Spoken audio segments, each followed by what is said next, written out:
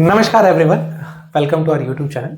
आज के सेशन में हम forest and wildlife resource chapter को एक्सप्लेन करेंगे, समझेंगे कि कैसे क्वेश्चंस बोर्ड एग्जाम में यहाँ से आने की चांसेस हैं या फिर आपके जो प्री बोर्ड्स अभी चल रहे हैं वहाँ किस तरह के सवाल यहाँ से आ जाएंगे। देखो, ये जो चैप्टर है ये ज्योग्राफी का एक काफ़ी छोटा सा चैप्टर है।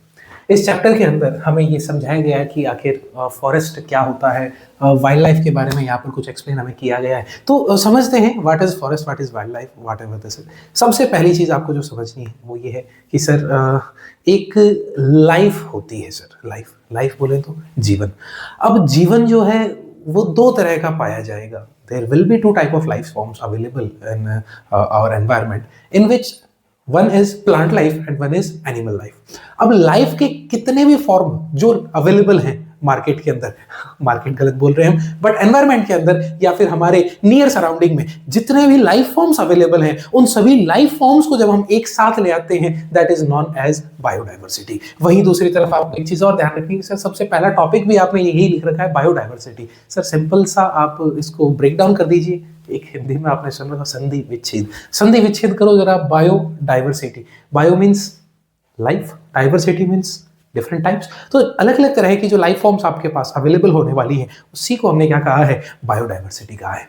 साथ ही साथ एक सवाल ये आपका तैयार हो गया है, बहुत इंपॉर्टेंट क्वेश्चन है, बहुत ज्यादा इंपॉर्टेंट है। इसके बाद में फ्लोरा एंड फोना को लेकर के एक सवाल जो है वो खड़ा हो जाता है कई बार। सर फ्लोरा क्या होती है? Flora flower, Pushpa.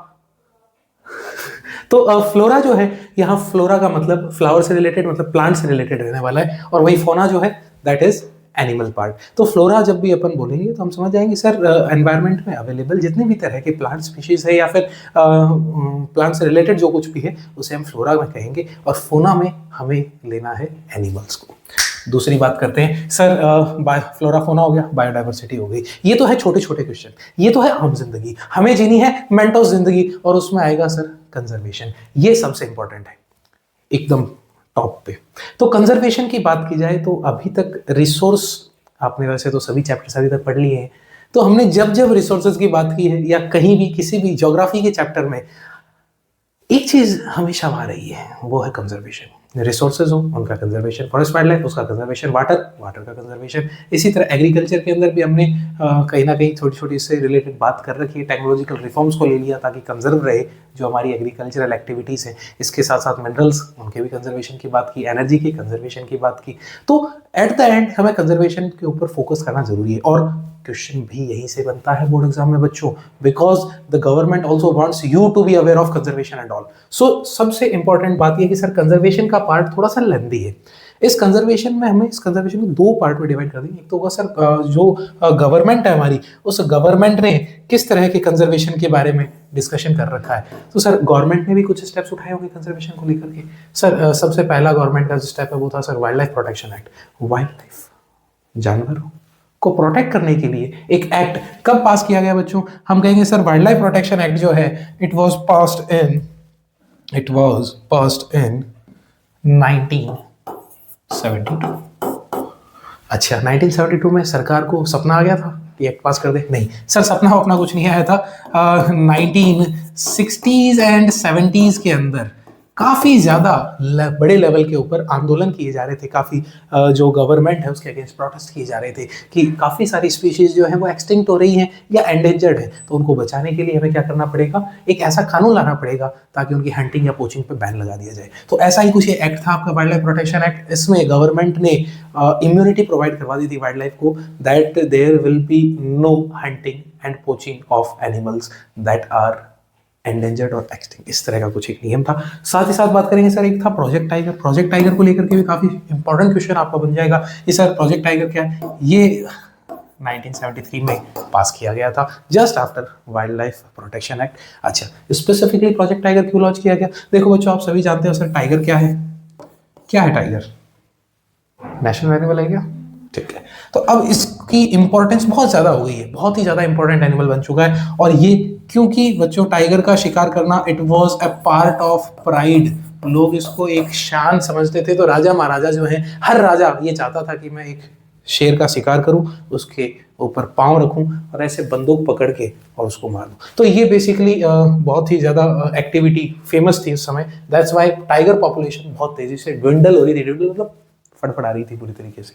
ठीक है सर, ये भी समझ में आ गया। तो आपको यहाँ पर ये दो चीज़ें इंपॉर्टेंटली समझ लेनी है। वाइल्ड लाइफ प्रोटेक्शन का डायरेक्ट क्वेश्चन बन जाएगा, बट प्रोजेक्ट टाइगर के अंदर एक स्पेसिफिक अलग क्वेश्चन भी बनता है कि why do we need to protect tigers.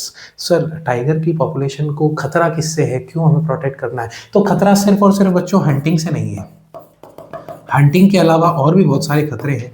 Like हम कह सकते हैं sir loss of habitat, loss of habitat है। हैबिटेट क्या होता है? जिस एनवायरनमेंट में वो रहता है। तो जंगल में रहता है शेर, बाघ जो है कहाँ रहता है? जंगल में रहता है, और अब जंगल ही कम होते जा रहे हैं। फॉरेस्ट पॉलिसी को अगर आप देखेंगे तो जंगल काफ़ी ज़्यादा 1960s 70s के अंदर बहुत ज़्यादा अमाउंट में कम किए गए थे टू इंक्रीज एग्रीकल्चरल लैंड। बाद में तो इसको कंपलसरी कर दिया, रिजर्व प्रोटेक्टेड एंड अनक्लास फॉरेस्ट, जो कि टाइप्स ऑफ फॉरेस्ट है। ये भी काफ़ी अच्छा क्वेश्चन आपका बन जाएगा। तो लॉस ऑफ हैबिटेट हो गया। ह्यूमन पॉपुलेशन जो है, growing human population was also a breach to tiger population and hunting, poaching, ये सब एक्टिविटीज तो है ही हैं। Loss of prey based species was also a major reason for the decline in tiger population। अब prey based species क्या होती हैं sir? Sir prey based species आप कह सकते हो कि ऐसे जानवर जो टाइगर का शिकार हैं, वो जिनके ऊपर हमला करता है। फॉर एग्जाम्पल डियर, एक तो सलमान खान ने मार दिया था, कोई नहीं, आते हैं अभी। तो सर ये जो कंजर्वेशन की बात है, इसमें गवर्नमेंट का जो रोल है वो सर सिंपल सा, ये दो उन्होंने एक्ट पास किए हैं। इसके अलावा सर ये टाइप्स ऑफ फॉरेस्ट, उन्होंने फॉरेस्ट को 3 पार्ट्स में डिवाइड कर दिया। गवर्नमेंट ने कहा कि एक तो रिजर्व होगा, एक प्रोटेक्टेड होगा और एक अनक्लास्ड होगा। सिंपल से 3 फॉरेस्ट हैं, इनको आप देखिएगा, का इतना ज़्यादा इंपॉर्टेंट ही नहीं है। अच्छा सर, गवर्नमेंट का पार्ट आपने बढ़ा दिया। दूसरा क्या रहेगा sir? Local community. Sorry, local community की बात करते हैं सर। देखिए लोकल कम्युनिटी जो होती है उसका भी तो कोई रोल रहेगा कंजर्वेशन में। सिर्फ सरकारी थोड़ी कंजर्वेशन करती रहेगी, आप और मैं भी तो कुछ जिम्मेदारी लेके चल रहे हैं। तो लोकल कम्युनिटीज़ की बात करते हैं तो सबसे पहले आप कहोगे सर एक जगह है जिसका नाम अगर आपने सुन रखा हो तो अलवर के पास में भैरवदेव डाकब सोनचुरी।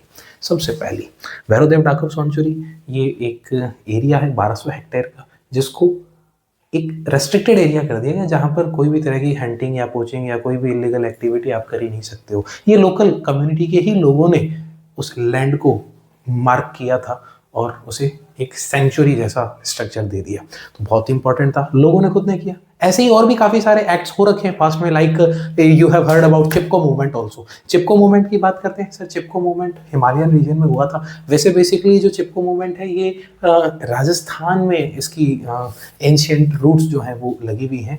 आपने कभी कभी इतिहास में सुन रखा होगा कि एक राजस्थान में खेजड़ी जो गांव है, वहाँ पर खेजड़ी को हग करके और रेजिस्टेंस शो किया गया था, पेड़ को काटने नहीं दिया गया था। बिश्नोई कम्युनिटी ने जो है ये पहल की थी। तो कोई बात नहीं, आगे चलते हैं। इसके अलावा हम कहेंगे सर एक तो भैरवदेव डाकब सेंचुरी होगी, चिपको मूवमेंट हो गया, इसके अलावा एक नवदन न्याय है, एक बीज बचाओ आंदोलन है। तो इस तरह के स्टेप्स आप याद रखें, क्वेश्चन पक्का यहाँ से आने के चांस रहते हैं।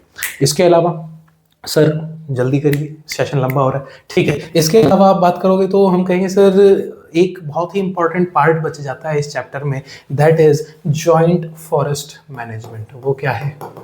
Joint forest management. अच्छा, गवर्नमेंट को अलग पड़ा, कम्युनिटी को अलग पड़ा, लेकिन इन दोनों को साथ भी तो पढ़ना होगा ना। तो साथ में इन्होंने क्या किया सर? 1988 ईयर का नाम है। 1988 में जॉइंट फॉरेस्ट मैनेजमेंट लॉन्च किया गया था। सबसे पहले इसको लॉन्च किया गया था उड़ीसा के अंदर, और उड़ीसा में जैसे ही जॉइंट फॉरेस्ट मैनेजमेंट लॉन्च किया गया, वहाँ के लोगों ने और गवर्नमेंट ने मिल करके और फॉरेस्ट को क्या किया था? कंजर्व किया था। तो आई होप आपको ये चैप्टर जो है समझ आ गया होगा। इंपॉर्टेंट जो सवाल है वो मैंने आपको बता दिए हैं। डिटेल्ड वीडियोस जो हैं वो अभी मैं नहीं डाल पा रहा हूँ, but if you want to ask something you may, I will explain that particular topic in detail and make a specific video for that also. तो आप इसको देखिएगा। एक इंपॉर्टेंट पार्ट ये सैक्रेड ग्रोव्स का भी रह जाता है, इसको भी आप थोड़ा सा ध्यान से पढ़ेंगे। MCQ बनने के चांसेस काफ़ी ज़्यादा हैं ऐसे सैक्रेड ग्रोव्स वाले रीजन से।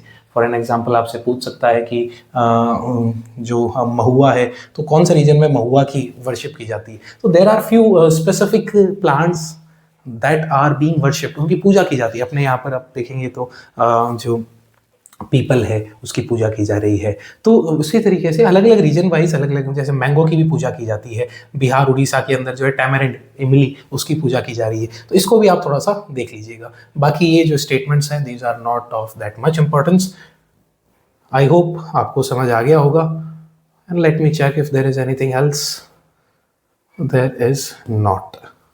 Okay, one more thing I would like to discuss with you. That is, this question is generally asked in boards. That is a reserved and protected forest को जब हम एक साथ ले आते हैं तो हम उसको क्या कह रहे हैं सर? परमानेंट फॉरेस्ट कह रहे हैं। काफ़ी इजी सा है बट ये आपको याद रख लेना है।